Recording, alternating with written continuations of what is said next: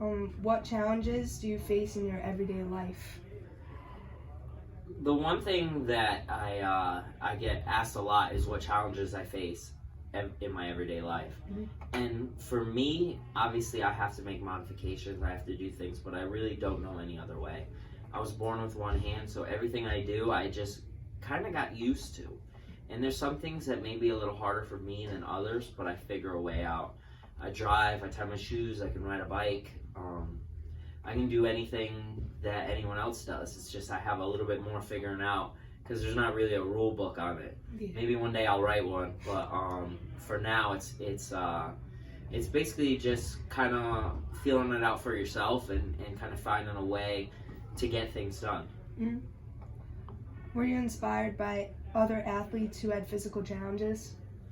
Growing up as a kid, the internet wasn't really a thing. It wasn't prevalent, but I don't even think it really existed when I was first born, and it worked its way up. But when I was growing up, there was no one else. I didn't know anyone else with one hand.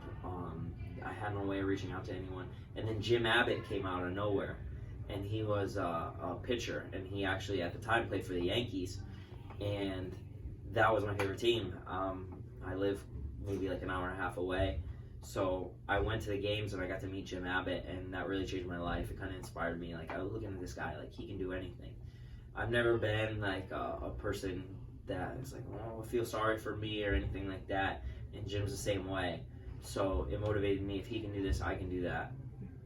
I can do it. And I started playing baseball because of him. I ended up switching to wrestling and then MMA because that was my passion. I'm a different person than him, but it was he was definitely someone that was very influential in my life. What made you want to become an MMA fighter besides obviously that experience?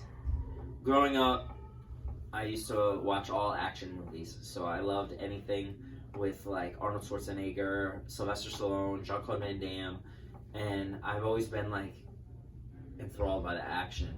I used to watch pro wrestling as well. And when we were in high school, one of my friends was like, hey, I'm going to join the actual wrestling team. And I said, oh, that sounds like cool. Like, I would really like wrestling.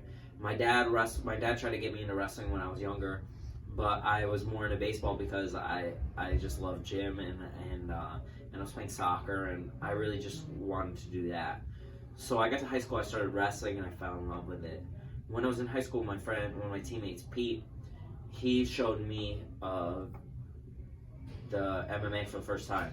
So I ended up being like, wow, this is really interesting, but I put it on the back burner till I got to college. And when I got to college, I started training mixed martial arts in between wrestling seasons. And then after I was done wrestling, I started to fight.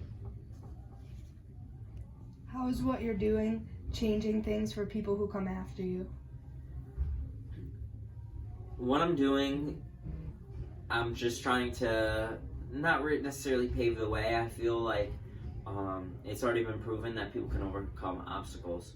You know, it's not about where you start, it's about where you finish. And if you start a little bit further back, if you're willing to hustle a little bit harder, you can still win. I'm the first big name in MMA to come out with one hand, but I'm sure I won't be the last, and I'm sure there will be plenty of other people. One thing that I do think that I'm doing is I'm making it acceptable for people with differences to fight. I mean, obviously you have to take it on a case-by-case basis. Just because someone has one hand doesn't mean that they can fight. You know, it comes down to skill, and I really spent a lot of time developing these skills and getting good. And hopefully there's other people out there that are just as hungry as I was, ready to make a name for themselves. When one of us wins, we all win. That's my attitude. So there's actually a really good kickboxer right now. His name's Jake Peacock, and he's been knocking everyone out on like a world-class level. So it's kind of cool to see the guys coming up after me.